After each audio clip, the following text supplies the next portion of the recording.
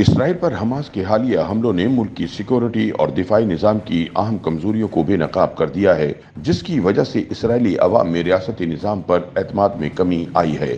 مختلف تجزیہ کاروں کے مطابق حماس متعدد مقامات پر سرحدی دیوار میں شگاف کر کے اور باڑ توڑ کر سینکڑوں مسلح عسکریت پسندوں کے ساتھ اسرائیلی حدود میں گھس کر اسرائیل پر اچانک حملہ کرنے میں کامیاب ہو گئی۔ حماس نے اسرائیلی گاڑیوں کو ناکارہ بنانے اور باڑ کو اسرائیلی بلڈوزروں کے ذریعے وسیع کرنے کے لیے ڈرون، ٹینک شکن میزائل اور بلڈوزر کا بھی استعمال کیا۔ حماس نے پہلی مرتبہ پیرا گلائیڈنگ کے ذریعے اپنے گوریلا جنگجو اسرائیل کے اندر اتارے، جنہوں نے اچانک حملہ کر کے شدید نقصان پہنچایا۔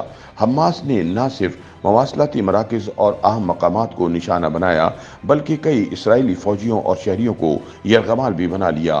یہ حملے اپنے پیمانے اور عزائم میں بے مثال تھے اور اس نے اسرائیل کو چونکا دیا، کیونکہ اسرائیل کو غزہ سے اس طرح کے پیچیدہ اور مربوط آپریشن کی توقع نہیں تھی۔ الاقدس میں مقیم صحافی ہریندر مشرا نے بتایا کہ حملے کے 4 روز گزر جانے کے باوجود سڑکیں اور گلیوں میں سناٹا چھایا ہوا ہے۔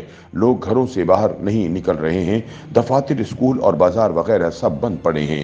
انہوں نے بتایا کہ ابھی تک لوگ یہ سمجھنے کی کوشش کر رہے ہیں کہ آخر اتنا بڑا حملہ کیسے ممکن ہوا۔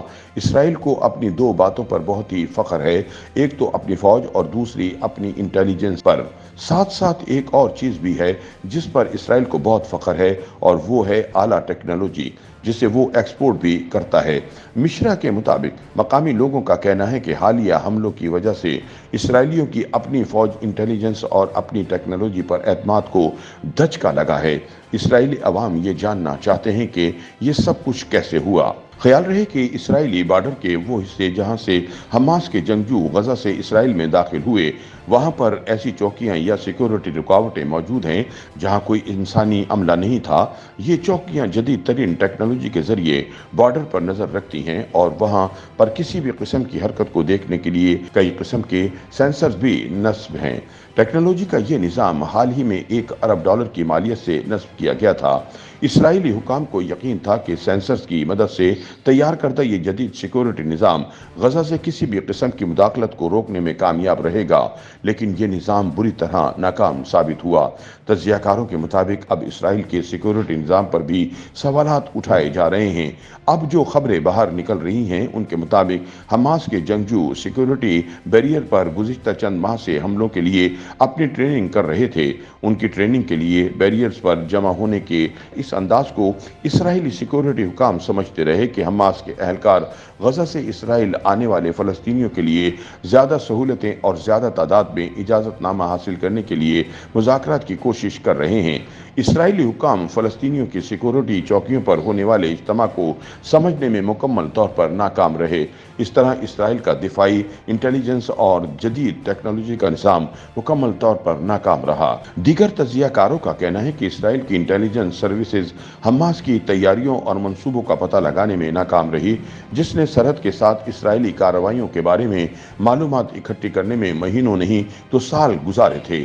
اسرائیل کا ہائی ٹیکنالوجی چوکیوں کا نظام حماس نے چند ہی گھنٹوں میں ناکارہ بنا دیا تھا۔ اس نظام کی تعمیر پر اربوں ڈالر لاگت آئی تھی اور اسے سرنگوں کو روکنے کے لیے ڈیزائن کیا گیا تھا۔ اس حملے نے اسرائیلیوں کا سلامتی اور فوجی برتری پر اعتماد کو متزلزل کر دیا ہے۔ حماس کے اس حملے نے غزہ میں زمینی کارروائی کے امکانات کو بھی پیچیدہ بنا دیا ہے، کیونکہ اسرائیل کو وہاں اپنے یرغمالیوں کے تحفظ پر بھی غور کرنا ہے۔ اس حملے نے ظاہر کیا ہے کہ حماس اپنی حکمت عملی کو اپنانے اور اسرائیل کے دفاع کی کمزوریوں سے فائدہ اٹھانے کی صلاحیت رکھتی ہے۔ YouTube پر گوگلی نیوز دیکھنے کے لیے youtube.com کی سرچ بار میں googly news T V type کریں۔ گوگلی نیوز کے پیج پر سرخ رنگ کے سبسکرپشن والے بٹن پر کلک کرنا نہ بھولیے۔ YouTube پیج پر اپلوڈ ہونے والی ویڈیوز سے باخبر رہنے کے لیے بیل آئیکن پر کلک کیجیے۔ آپ کو ہر نئی ویڈیو کے بارے میں نوٹیفیکیشن موصول ہو جائے گا۔